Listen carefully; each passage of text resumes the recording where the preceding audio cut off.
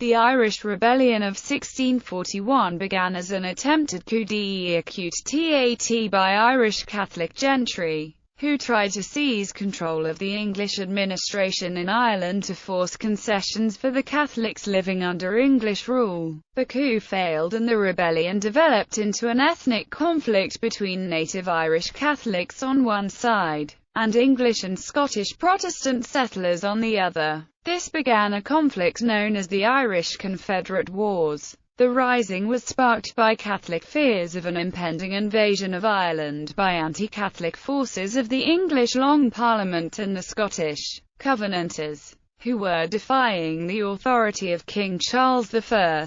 In turn, the rebels' suspected association with Charles helped start the English Civil War. The English and Scottish parliaments refused to raise an army to put down the rebellion unless it was under their command rather than the king's. The Irish Rebellion broke out in October 1641 and was followed by several months of violent chaos before the Irish Catholic upper classes and clergy formed the Catholic Confederation in the summer of 1642. The Confederation became a de facto government of most of Ireland, free from the control of the English administration and loosely aligned with the Royalist side in the Wars of the Three Kingdoms. The subsequent Irish Confederate Wars continued in Ireland until the 1650s, when Oliver Cromwell's New Model Army decisively defeated the Irish Catholics and Royalists, and reconquered the country. Causes. The roots of the 1641 rebellion lay in the failure of the English state in Ireland to assimilate the native Irish elite in the wake of the Elizabethan conquest and plantation of the country. The pre-Elizabethan Irish population is usually divided into the Old Irish and the Old English, or descendants of medieval Norman settlers. These groups were historically antagonistic, with English-settled areas such as the Pale around Dublin, South Wexford, and other walled towns being fortified against the rural Gaelic clans. By the 17th century, the cultural divide between these groups, especially at elite social levels, was declining. Many English lords not only spoke the Irish language, but extensively patronized Irish poetry and music, and have been described as Hiberniors Hiberniz ipsis. Intermarriage was also common. Moreover, in the wake of the Elizabethan conquest, the native population became defined by their shared religion, Roman Catholicism, in distinction to the new Church of England and Church of Scotland of settlers, and the officially Protestant English administration in Ireland. During the decades between the end of the Elizabethan Wars of Reconquest in 1603 and the outbreak of rebellion in 1641, the political position of the wealthier landed Irish Catholics was increasingly threatened by the English government of Ireland. Plantations. The 16th and early 17th century English conquest of Ireland was marked by large-scale plantations, colonisation, notably in Ulster and Munster. These were mass dispossessions of Irish landowners who had rebelled against the Crown, and sometimes their workers, and the granting of their land to colonists from England and Scotland. The terms of the plantation, particularly in Ulster, were very harsh on the native population, who were forbidden from owning or renting land in planted areas and also from working there on land owned by settlers. The main effect of this was the dispossession of formerly powerful Irish clan leaders, such as the O'Neills and the O'Donnells, who fled the country in the flight of the Earls in 1607. Other Catholic lords, such as the McGuinness clan in County Down, sold much of their land to new settlers by the 1630s. Many of the exiles found service as mercenaries in the Catholic armies of Spain and France. They formed a small émigré Irish community, militantly hostile to the English-run and Protestant state in Ireland, but restrained by the generally good relations between England and Spain and France after 1604. In Ireland itself, though the resentment caused by the plantations was one of the principal causes for the outbreak and spread of the rebellion, in 1641 60% of land still belonged to Catholics.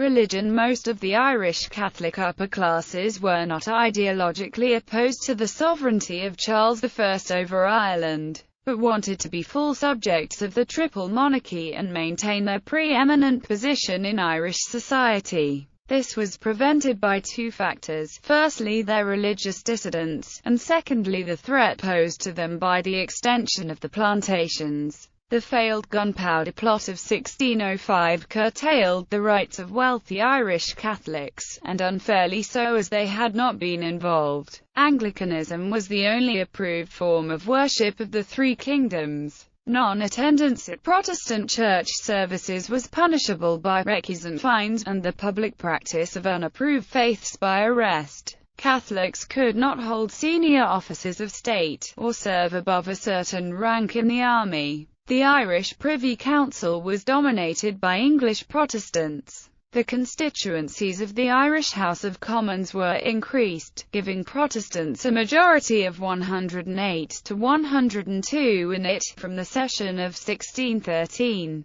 The Irish House of Lords still had a considerable Catholic majority that enabled it to block most, but not all, unwelcome draft legislation. Moreover, the Irish Parliament's legislation had to be approved by the English Parliament under a 15th-century ordinance known as Poyning's Law. The Protestant-dominated administration took opportunities to confiscate more land from long-standing landowners. In response, the Irish Catholic upper classes sought what were called the Graces, and appealed directly to the king, first James I and then Charles I, for full rights as subjects and toleration of their religion. On several occasions, the monarchs appeared to have reached an agreement with them, granting their demands in return for raising taxes. Irish Catholics were disappointed when, on paying the increased levies after 1630, Charles postponed the implementation of their last two demands until mid-1641. In the late 1630s, Thomas Wentworth, the Lord Deputy of Ireland, proposed a new round of plantations, though these had not been implemented by 1641, on the pretext of checking of land titles to raise revenue. Wentworth confiscated and was going to plant lands in Roscommon and Sligo, and was planning further plantations in Galway and Kilkenny directed mainly at the Old English families. In the judgment of historian Padre Glenahan, it is likely that he, Wentworth, would have eventually encountered armed resistance from Catholic landowners if he had pursued these policies further. However, the actual rebellion followed the destabilization of English and Scottish politics and the weakened position of the king in 1640. Wentworth was executed in London in May 1641. Conspiracy. In 1638 to 1640, Scotland rose in a revolt known as the Bishops' Wars against Charles I's attempt to impose Church of England prayers there,